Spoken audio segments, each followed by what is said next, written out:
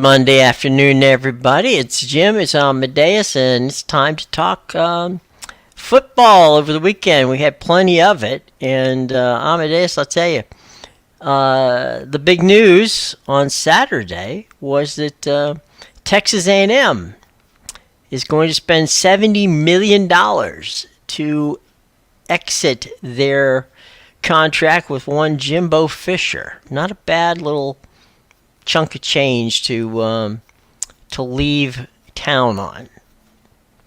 Yeah, definitely. That'll be nice for Jimbo. Now he just gets to sit and relax. Just getting paid to do nothing. Texas A&M, on the other hand, it'll be interesting to see who they hire, because this feels like it's been almost it's been coming for a bit now. Well, from 2020, which is when they Texas A&M played in the Orange Bowl, they've been 19 and 15. Okay. Now you would think, okay, well, 19 and 15 is not a great record for Texas A&M, given the fact that every year that Jimbo had been at Texas A&M, they had a top 5 recruiting class. So either those the players chose not to play, or he didn't coach, or whatever the problem was. It was a problem, and unfortunately for Jimbo Fisher, it's a problem that cost him his job. Now, I'm going to say something. I don't want to see anybody fired. $70 million, I don't care about Jimbo Fisher in this case. Jimbo Fisher was a problem at Florida State, okay? Jimbo Fisher, I personally will never forgive him, because he was hired, and you hate this line, he was hired as the heir apparent to Bobby Bowden. There was a 3-year setup where they're going, okay, here's what you're going to do. You come in the offensive coordinator, work with Bobby the first, 2.5 years. Then Bobby will leave on the 3rd year. You'll get the job. After 2 years, Jimbo starts griping that he really thinks that maybe if they don't get rid of Bobby at the end of the 2nd year, he may just walk. Well, TK Weatherall, who, by the way, was the president of the university and also played football for Bobby Bowden, sided with Jimbo. So they exited halfway through the season. They said to Bobby, this is going to be your last season. Well, that was not the deal. The deal had been 3, not 2. But Jimbo won. Bobby exited, rather unceremoniously out of the job. Classless act on Jimbo's part, my opinion. We fast forward. They have some good recruiting classes. Finally, they win a national championship under Jimbo. And now he wants everything that Alabama has. The facilities aren't right. Everything is not right at FSU. He's already working for another job. Texas A&M hires him for $100 million. That's a Deshaun Watson move, okay? I have not liked Jimbo as a coach. I've not liked Jimbo as a person. I don't know him. I only know him from afar. But he's got 70 million reasons to sit back and bitch to somebody else now, because he doesn't have anybody else to blame but himself. Now, the number one target of Texas A&M, and I pray that they do not get him, is Dan Lanning, who is the coach at Oregon. I would like to see Dan Lanning stay at Oregon, and I think that the folks with Mr. Knight backing them will find some Nike money to keep him in Oregon. But after what Jimbo did at Texas A&M, is it a good job? Absolutely, it's a good job. Is it a fine university? Absolutely. Fans, 100% great fans. Will they get who they want? Perhaps, but they may not get who they deserve. Well, it'll be interesting to see who they hire for sure. Obviously. So who's? I didn't see who's taking over now that he's gone. Is it? Well, often the OC is going to take the job for the interim, and they'll play with the OC at at Texas A&M for the remaining games of the season, and so that will be there's they play, I believe, I think it's like Louisiana Tech or somebody, you know, insignificant, but they do finish the season against LSU, and LSU can put some points up on anybody. So yeah, it's going to be an interesting coaching search for that opening. I would think that it would attract some pretty interesting names. I mean, they're gonna have to pay them. Whomever takes the job is gonna have to be paid. They know what Jimbo got paid, and so that means it's gonna start close to that, $100 million deal. Is that going to be something that could attract Harbaugh, who maybe we had going back to the NFL? I don't know. But although I do think that might be a problem because he's going to be, we'll have to see how this whole thing at Michigan shakes out, because he likely is not going to coach the last 3 games of the season, and perhaps not even the bowl. So we don't know what's going to happen with Jim at this point in time. But tune in. Do not miss this space, because we'll keep you going from that standpoint. But yeah, it's going to be interesting to find out. And as I say, Dan Lanning was the number 1 target. I don't think they're going to land him, but we'll see. We will see.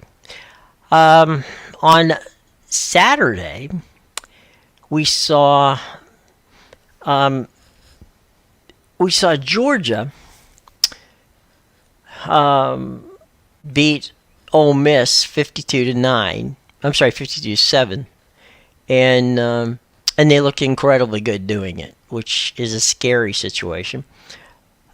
Washington, you said it, you called it.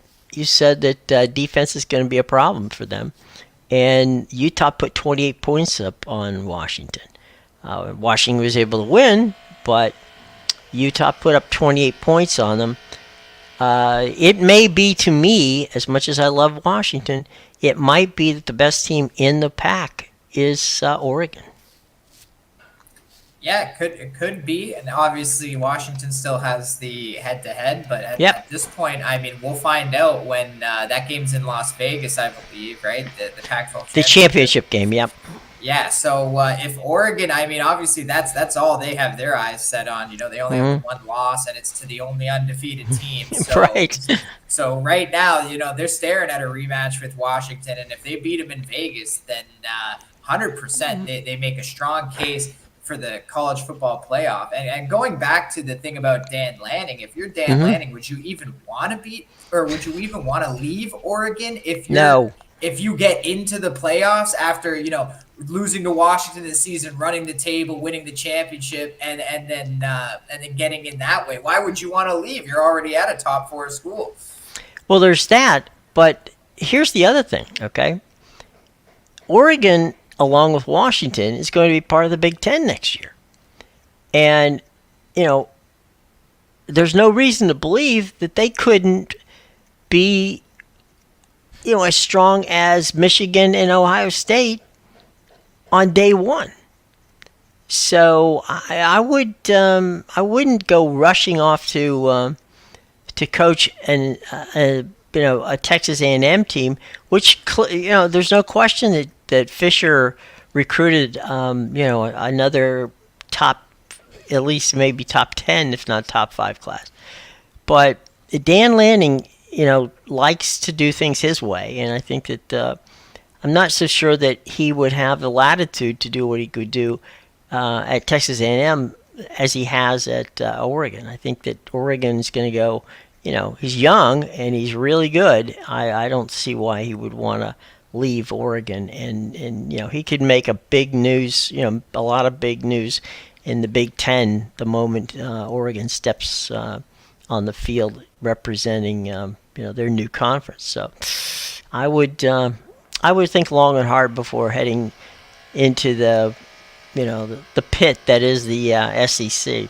So now my question is the Big Ten getting rid of the divisions? Because if they're keeping the divisions, then Oregon, Washington is going to be their toughest competition in the West there. Like, there's Yep. not a single team in the Big Ten West this year that could be able to challenge them. Right now, it looks like that's what they're going to do. And so that would put USC, UCLA, Washington, Oregon.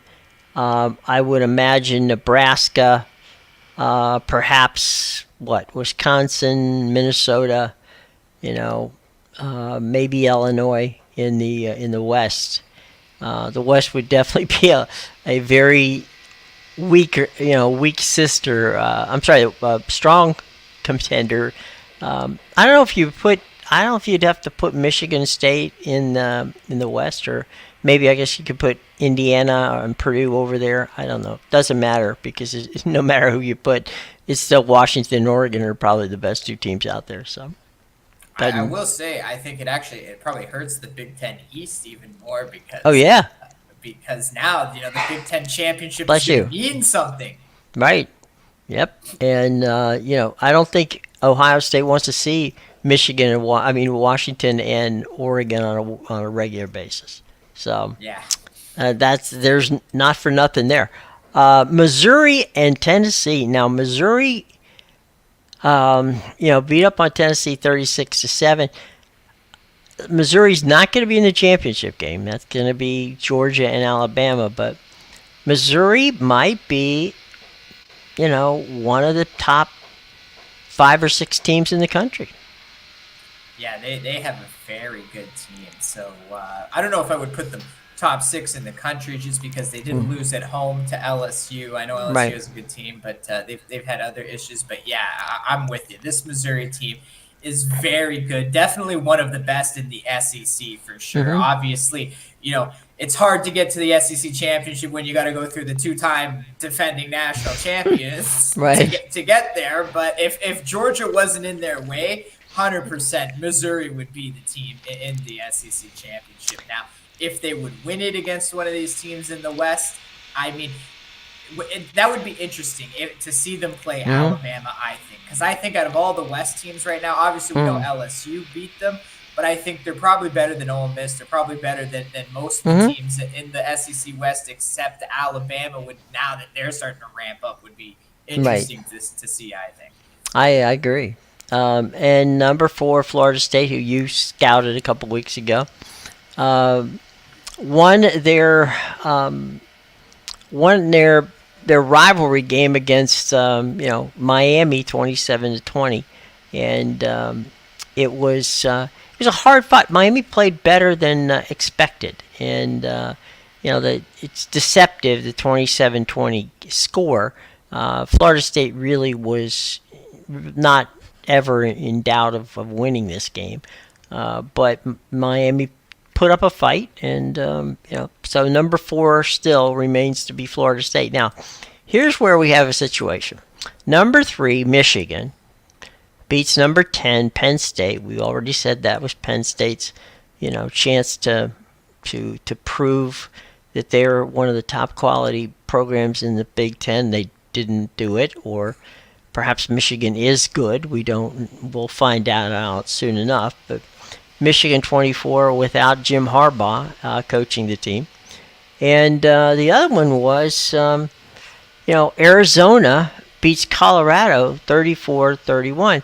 And the only reason why that's significant is Arizona and Colorado were picked as the bottom 2 teams in the Pac-12 conference, and Arizona's 7-3. Yeah, Jed Fish has turned that program completely around. I remember just 2 years ago when he got there, they were, never mind Colorado, they were the team with the most transfer portal moves. They had like 50 new players on the team, and what he has done at that program is very impressive. Like that has been a very quick turnaround. Obviously, everyone was expecting them to have another down year as they've had the last few years, but this has been in the making, and finally, they're seeing the results this year. So good on Jed Fish, definitely. Yeah. And they got 2 solid quarterbacks down there as well. Yeah, and and it doesn't look like Colorado's going to get that bowl nod because they just they were there, with thinking all they have to do is win 2 games, and one of those games circled on the calendar was Arizona. Well, no one told Arizona about it because they just took them apart. So there you go, folks. And then, of course, the Ohio State University over Detroit Lenny's, Michigan State team, 38-3, a dismantling of MSU, setting up the game in a couple weeks with Michigan. So we'll see how that goes. This is my point with Ohio State. They were a 31.5-point favorite. Mm-hmm. They covered. But Right. if Michigan State scores a touchdown in that game, they don't cover. And this Mm-hmm. is exactly that went exactly the way I said it was going to go last week on the show when we talked about the Mm-hmm. game, how Ohio State wasn't even going to score 40 points, and it was a matter of if Michigan State can get a touchdown on the board, they covered the Mm-hmm. spread. So, yeah, still not impressed with this Ohio State offense, Jim. Well, speaking of not impressive, we move over to the NFL, and got to say that the poor people in Germany were treated to a disastrous football game yesterday. They got Dolphins Chiefs, and I think we all knew the clunker was coming the week after. Oh, man. It was Thud. The Colts, yes, ladies and gentlemen, that vaunted team from Indianapolis beat the Patriots in a 10-6 snooze fest, over in Germany. If that doesn't set, the folks in Germany to wanting not to see these games ever again, that would be the one. There was a surprise. Bill Belichick did return on the same flight with the team, despite the fact that they didn't score a touchdown yesterday against the Colts and their vaunted defense. Bit of a mess there, no question about that. Now here's It's funny, go ahead, Jim. I was going to say, normally I would make the joke like, oh, they're used to seeing low-scoring games in Right. Germany because of the soccer, but the problem is, the game's not in England, and the Bundesliga actually has like 4 or 5 goals a game. It's Right. crazy. It's a crazy over league. So they're seeing more scoring in their soccer Right. games than they saw in the Colts Patriots game. Well, like you said, the Dolphins were there and the Chiefs, and that they got to see 2 good teams. We knew the clunker was coming. We circled that on the schedule and was like, okay, they better enjoy this one. Right, because Next week's not going to be fun. next week they're going to want their money back. A game where they didn't want their money back. Well, maybe they did because it was being played at M&T Bank Stadium in Baltimore. As Friday we told you, and you should always listen because we told you that the Browns and the Ravens game is going to be close. Now, what we didn't tell you, because we said it was a defensive battle between 2 really good defenses, was that this game was going to end up with the Browns winning on the last play of the game, kicking a field goal to win it 33-31. And you brought up the point in the pre-show that either one of those teams alone scored the over. Yeah, the total was 37 points, and pretty much, both teams hit 30 in this game. Right. When you see a 37 total, you don't normally think, oh, that game's going to have 60 points in it, right? Mm-hmm. Even I was on the under myself, and I know, good friend of the show, Rye Cape, was on the Ravens -6, so we both just botched this game up completely. But yeah, what a wild game it was. Comeback win for the Browns. They beat the red hot Ravens. Obviously, that division is just getting even worse. Every team is above 500, and you got the Bengals in last at 5-4. Right. And speaking of the Bengals, they found out that the Texans are actually for real. The Texans go in. C.J. Stroud is like, hello, I'm actually a rookie quarterback who can still win, and because basically he's Joe Burrows. I mean, he can win the big game, and the Texans come down, get a big final second win themselves over the Bengals on that game yesterday. Yeah, coming into the season, I thought the Texans were a bottom five roster in the Mm-hmm. NFL, and they have definitely surprised me. I think I'm gonna have to rethink them now. But the only thing I'm trying to figure out now is if it's actually C.J. Stroud is that good and he's gonna sustain this type of Mm-hmm. play, or is the team just that good because D'Amico Ryans is that good and he got there and has just completely turned around the franchise in just a few months of getting there, basically.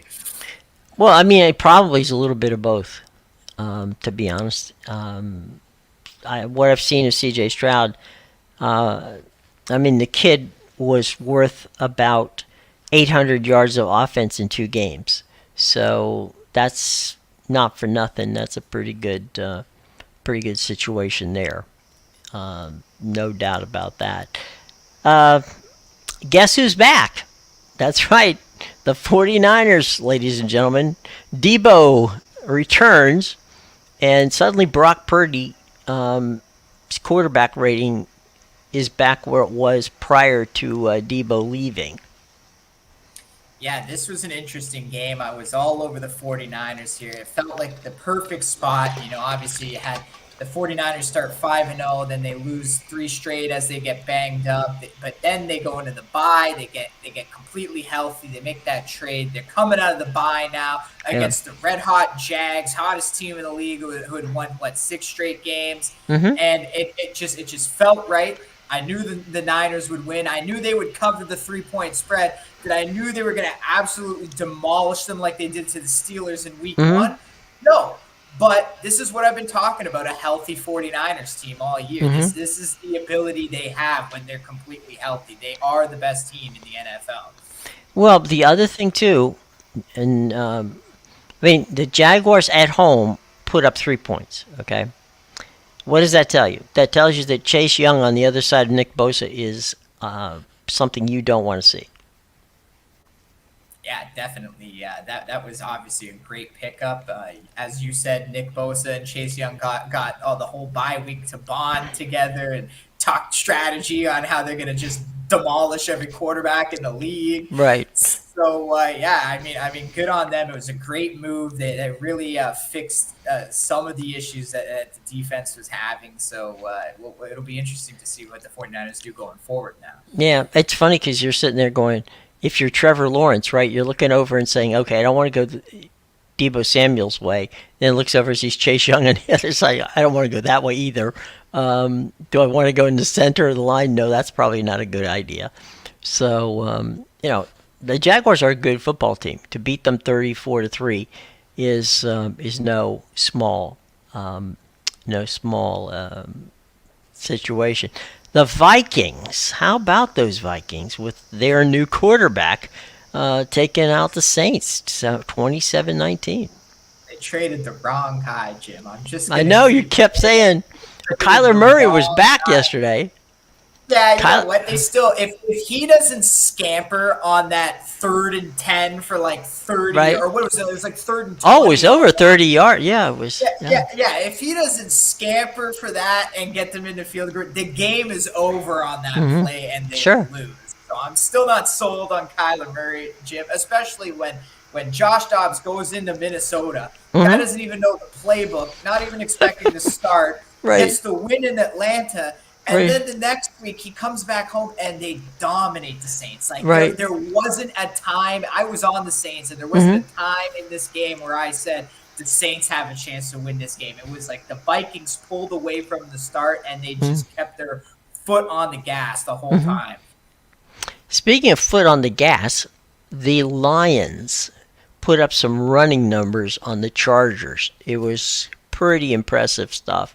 41-38 was a wild game. You don't usually think of the Lions getting into one of these types of games, but the Lions would not be denied yesterday. Yeah, the Lions are a very good team. This was the team I liked to win the NFC North in the offseason. It was only plus 130, so So it wasn't great value, but still plus money on them. And yeah, the Lions are just something else. I don't know if I'm ready to call them a top five team in the NFL, but they're definitely up there, close to the Mm-hmm. top five. And they've shown now they can win games multiple ways. Their Mm-hmm. defense can suffocate you in a 20-6 win, which we've Mm-hmm. seen a few times this year. And they've now shown, we can beat you in a shootout, Mm-hmm. 41-38 if we have to. Right. That's not a bad situation. Okay. What do we think of the Cowboys? I mean, they almost put 50 points on the Giants. It is the Giants. We'll have to qualify it. But 49-17, Dak Prescott didn't even play the third quarter. Well, I know the Cowboys are a good team, Jim. I've been Yeah. saying it all No, year. it's true. You have. You have. What I think about the Cowboys is they should have shut out the Giants because they screwed my win to nil bet. But that's okay. You're not gonna. It's hard to shut out any team in the NFL, let alone the same team twice in the same season. So, yeah, I Tommy DeVito. I mean, he wasn't great in the game, but can you blame him? That is such a tough spot they put him in.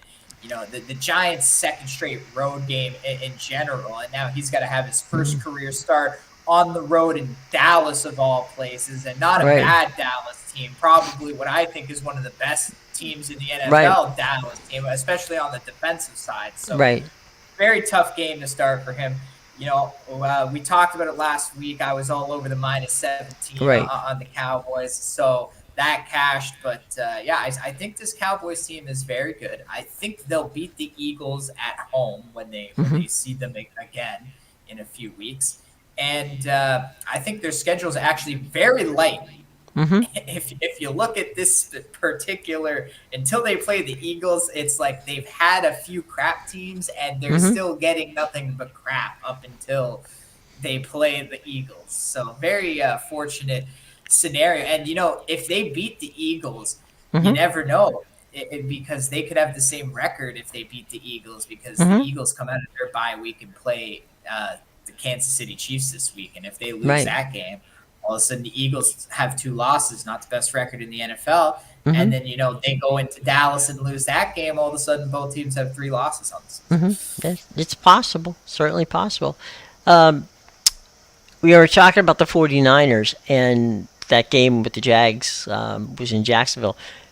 They get to go home next week. And Baker Mayfield, who had a good football game against the Titans in a 20-6 game for the Buccaneers, that'll be where they head. It's not a fun time for Baker, who had a fine game yesterday. Had 4 dropped passes, 2 of them in the end zone. One of them by Mike Evans, the other by Godwin. You don't see those 2 guys drop balls often, and yesterday they dropped them in the end zone. So those were touchdowns that could have been on the board, that didn't end up on the board, and now the Bucks have to go cross country to Levi Stadium to take on the 49ers next week. So that's going to be an interesting game, to be sure. God, what are we going to do with those Jets? The Raiders win that game. Gotta say, I know that I talked about the Raiders perhaps putting some cash down to bring Harbaugh into Vegas, but I gotta say this: one of my favorite people in all of the National Football League is Antonio Pierce, and Antonio is coaching the Raiders right now. And you know what? Maybe, just maybe, he's what the Raiders need. Yeah, I mean, there's obviously the team is getting behind him right now. They've Mm-hmm. won the only 2 games where he's been the head coach for the Mm-hmm. team. So, yeah, they're rolling right now. But, both of those wins were still low scoring wins Mm-hmm. at No, home. yeah, absolutely. So, we'll see what they do. I think they're on the road this week and they're a 10-point underdog. I forget. They're playing the Dolphins. Yeah, 10-point underdog. And Yeah. the Dolphins coming off a bye after losing in Germany, so they're looking to get right. Yep. yeah, good luck. And rookie Aiden O'Connell in his first road start, I guess it would be his first career road start Yep. in Miami, where they purposefully put you on the hot side of the stadium so the sun beats It down can on bake you you. all day. Yeah. Yeah, literally designed the stadium to go, what is it, east to west to make that happen, or north Correct. to south, No, it east was to east west. to west. Yeah. Yeah, they did that on purpose. They literally designed. They're like, we need the stadium east to west specifically for this. We're gonna go against most of the NFL stadiums, and Most of them are north to south. Yeah. yeah, we're good luck, Las Vegas Raiders next week. Good luck. Yeah. It's a long trip from Vegas to Miami. Uh, actually, the Thursday night game this week is Bengals Ravens, and that's going to be a big game. Not a clunker. No, it could very well be a knockout one. If the Bengals lose that game, they could be out on the outside looking in. And the Browns and the Steelers play, and that's as good. We're looking at the North Division right there. If the Bengals could figure out a way to beat the Ravens, and the Steelers end up just doing what they do, which is win the football games, you could have the Steelers in first place in that division.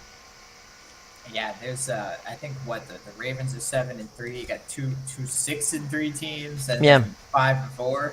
Yep. So that could bunch things up real good. I mean, either the Steelers or the Browns win that game, and the Ravens lose. That could be a real, and obviously they're going to know by that time. I'm looking at the schedule and trying to find a game of interest, of anything of big interest. Oh no, that's not a very good game. I guess the best one is Monday night next week, and that's the Eagles and the Chiefs. But you don't think Giants Commanders? I looked at that for a minute. I looked at that for a minute. I went, no. That's going to be play. They're going to play that for draft positioning. The Cardinals. The Cardinals are at Texas. I mean, they're going to be playing in Houston. That's the Texans. That against might the be an interesting game. We get Kyler Murray his second game back for CJ Stroud. Yeah, that would be interesting. Yeah, there's. How did James Conner do yesterday? I didn't look at the stat sheet. Was he? Did he Actually, add anything to the game? Well, he definitely added to the game. He's a big part of that run game. I don't know what he did. I'll check what he did specifically. But yeah, it's not that big a deal. I was just wondering if he, was had any significant playing time yesterday. So yeah, he ran for 73 yards. That's not bad. It's not bad. Led the team in rushing, and like I said, just even if he didn't do that, just his presence alone makes the run game a lot more scary than it was without him. So, well, the other thing about James Conner that he doesn't get credit for is he's a very good blocker. yes, definitely is a good. There's a lot of tight ends like that in the league too, that don't get enough credit for their blocking ability. It's a big part of the role, and that's actually, that's part of what makes the tight end so great. Because if you're going to be the number one tight end on the team, you're probably a good blocker, or you're not going to be the number one tight end. Well, to your point on that, a guy who really, there are actually two guys who don't get enough credit, and I say they don't get enough credit for blocking because everybody looks at their stat sheet and they usually are on the plus side, on targets, and that's both Kelsey in San Francisco and out in Travis Kelsey and Kelsey in Kansas City, and why am I blanking on the tight end for the 49ers? Kittle the Skittle. Yeah, Kittle. Basically those two guys, because they get a lot of like Gronk yards is what we call them. They don't get the credit for what they do as tight ends, as blockers. I mean, a lot of the times that especially Kittle will block and then go off the block and be Brock Purdy's safety valve on a lot of stuff. So, yeah, it's a very interesting situation. Yeah, definitely. There's a big reason, obviously, why the number one tight end. It's not just because you can catch like Gronk. A big reason is because you block well, or the coach wouldn't give you that opportunity to be in the number one tight end role. Right, and to your point, I mean that was Gronk never got the credit that he deserved. I mean, Gronk himself was quite a good blocking tight end, and then he would release and take that 8 or 10 yard run, and then he'd get some maybe 5 or 6 yards after the catch because he'd be dragging people. So that's definitely of an interest. Okay, so now let's downshift to two things. We're watching the free agent market, and the latest news out of San Francisco is that the San Francisco Giants are going to send a blank check to Mr. Ohtani and say, fill in the numbers. So, we'll see. The Dodgers are not going to send a blank check, but still thinking Dodger blue and Ohtani might be the way to go. But hard not to take a look when Fareed brings a blank check over and says, what do you want to do with this? Yeah, definitely.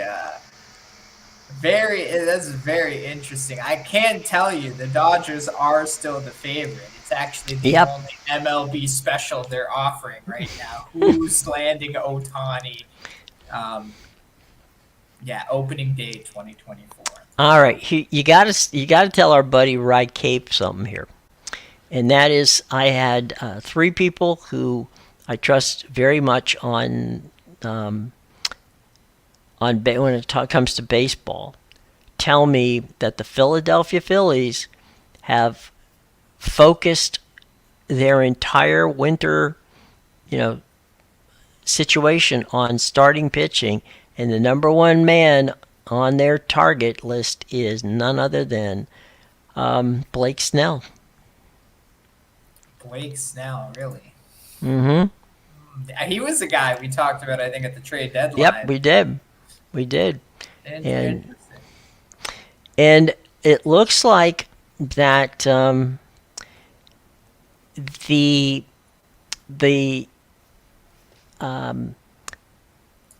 the same San Diego Padres, who still have control of Juan Soto for one more year, will trade him in the offseason. Really? Yeah. Now he might want to sign and trade. The San Diego Padres.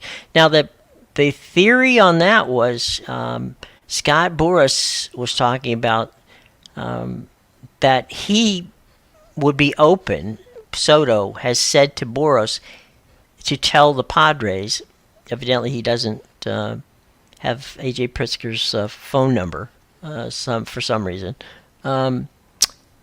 he tells Boras to tell the Padres he would be open to an extension. Now, either that means he likes playing there, or he feels that maybe he needs another couple of years to prove himself and maybe then become a free agent later. But clearly, either the Padres are going to sign him to an extension, or if they can't get the extension signed, they'd be willing to trade him. Well, that's why he told the agent, right? Because that message will never get that'll never get to the actual team, so that there will be no extension at all. Oh no! One thing about Scott Boras is it's up to the player. I will say that when Strasburg was in Washington, he signed 2 extensions to his deals, and he was a Scott Boras client because that's what he wanted. And Scott will do what you ask him to do. Bryce wanted the big contract, and Bryce didn't care where it was going to be. That That's wasn't the his case. favorite question. Get me the money. Just, yeah, show me the money. And, let's be honest, Scott Boras does it better than anybody else. Oh yeah. So you gotta give credit to the credit where credit is due, and Scott Boras does it better than anybody else. So if Juan Soto wants an extension, he'll work out an extension.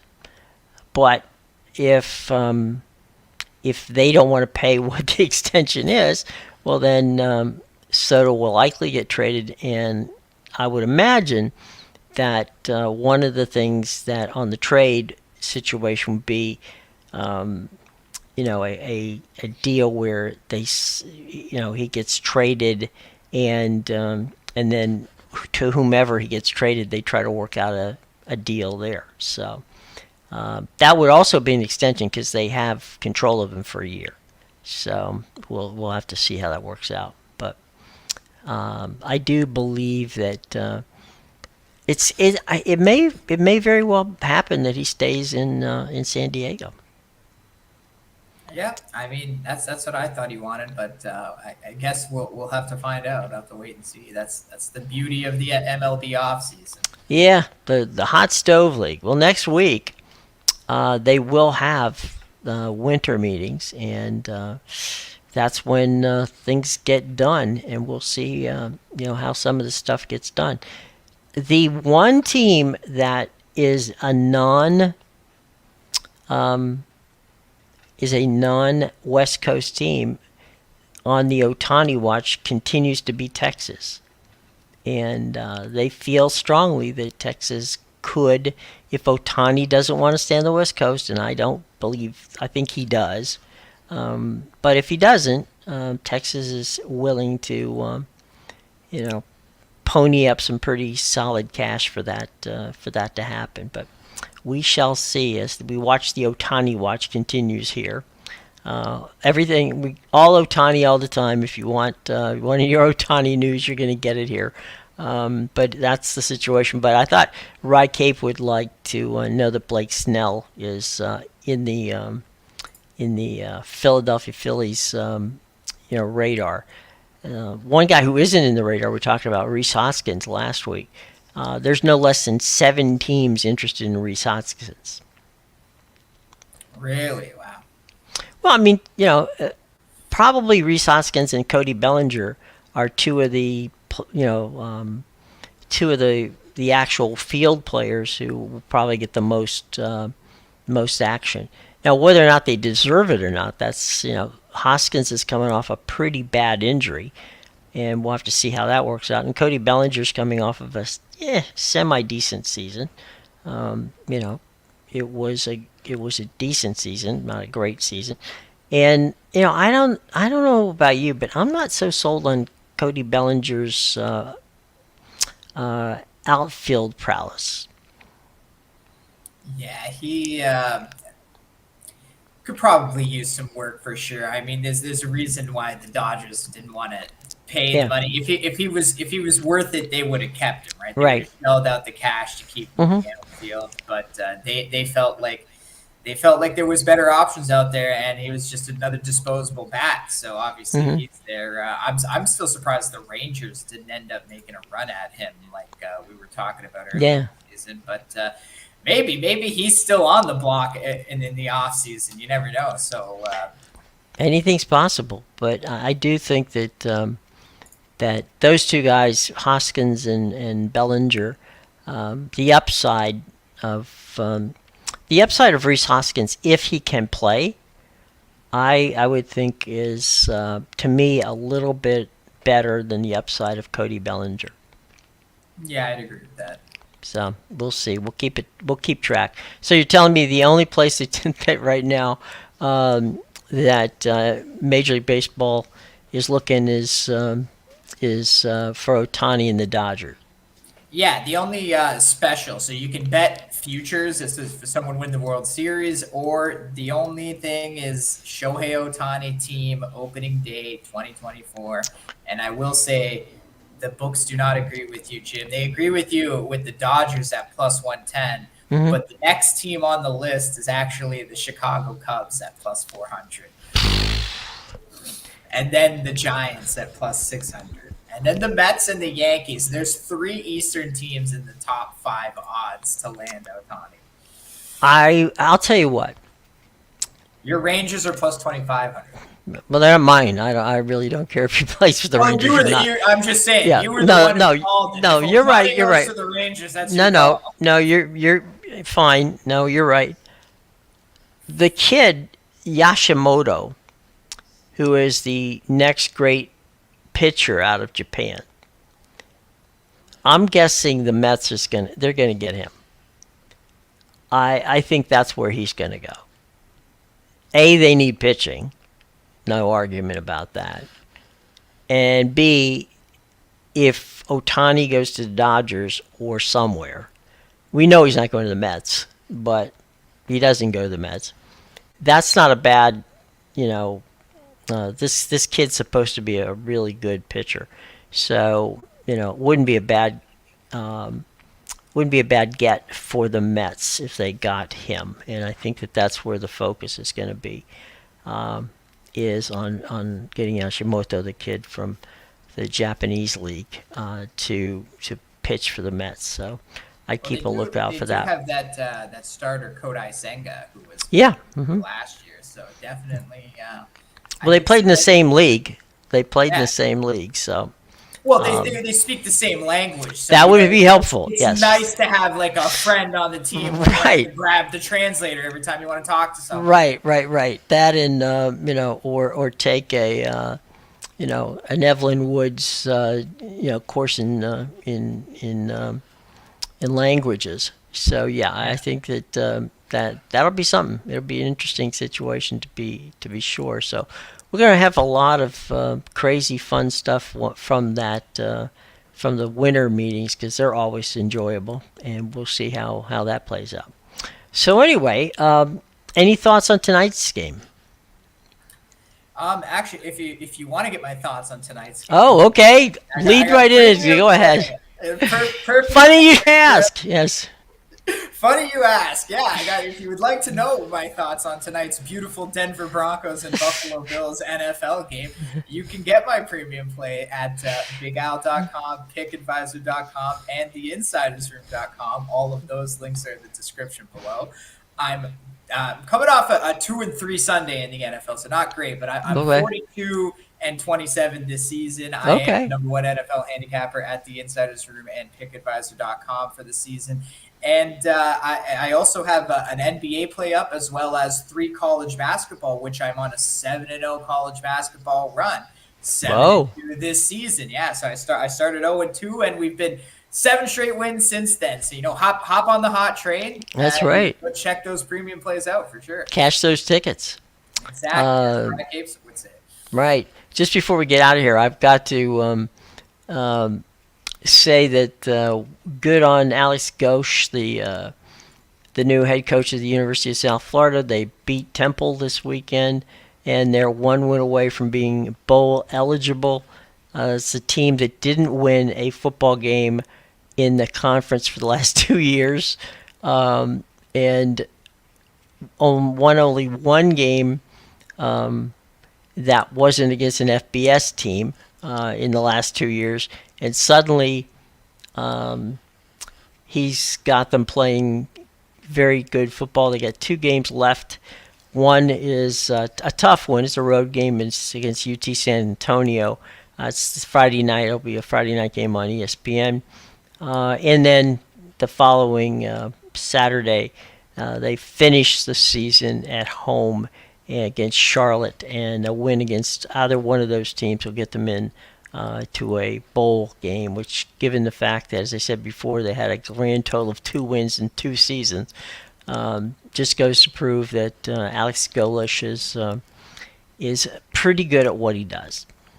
Yeah, what a turnaround! Very, very impressive for what has been a terrible team, as you mentioned. Yeah, So, I will say that the National Coach of the Year probably is going to go to Fish, your boy at Arizona. Jet Fish. Yeah, I think I think he deserves it.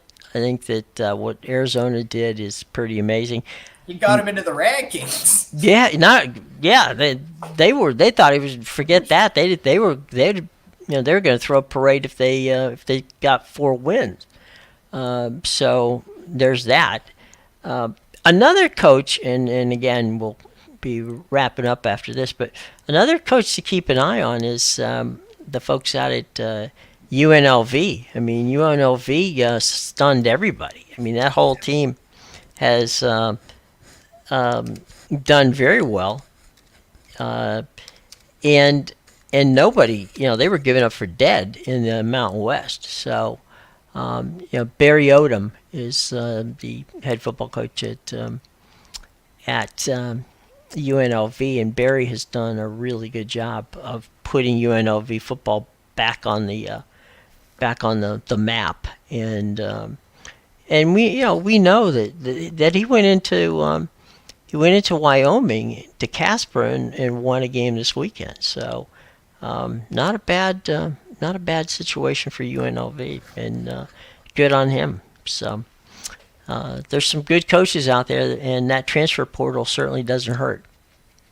Oh yeah, definitely. Yeah, we'll see. Obviously, Texas A&M's the hot job this year, so the hot seat. Yeah, I'm not sure it's a hot job. I'm sure they'll be. I'm sure. Well, it's a big school. I mean, who wouldn't want to coach there, right? So I'm sure there'll be others though.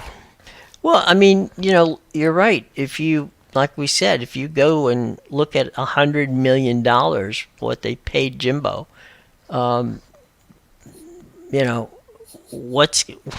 who there might be NFL coaches who would take that job. Yeah, all you got to do is fail for 2 years, and you don't have to ever worry about a thing. Well, I will say this. I mean, it's the stadium down there seats 102,000 people. They've got a phenomenal fan base. It's a great college football job. It really is. The fact that Jimbo Fisher couldn't make it work is on Jimbo Fisher, not on the university. And just to give you an idea, I mean, when they're willing to pay $70 million to get rid of a coach, so you're thinking, all right, how much money does this school have if they can go out and sign a new coach at $100 million, and Jimbo is taking 70 out the backside? That's a pretty chunk of change. But another day for another conversation for another day at that point. But yeah, there will be, it maybe not Dan Lanning, but there will be some people who will want to take that job. Oh yeah. Maybe tomorrow we'll take a look at some of those people who do want the job. So yeah. We'll see what's going on. Well, everybody, remember, you want a Monday night pick? Show box below, right down there. And Amadeus has got you covered, okay? All right, well, we'll be back tomorrow, 2 o'clock. Everybody have a lovely day, and enjoy tonight's Monday night game. And Amadeus has got some college basketball for you to check out.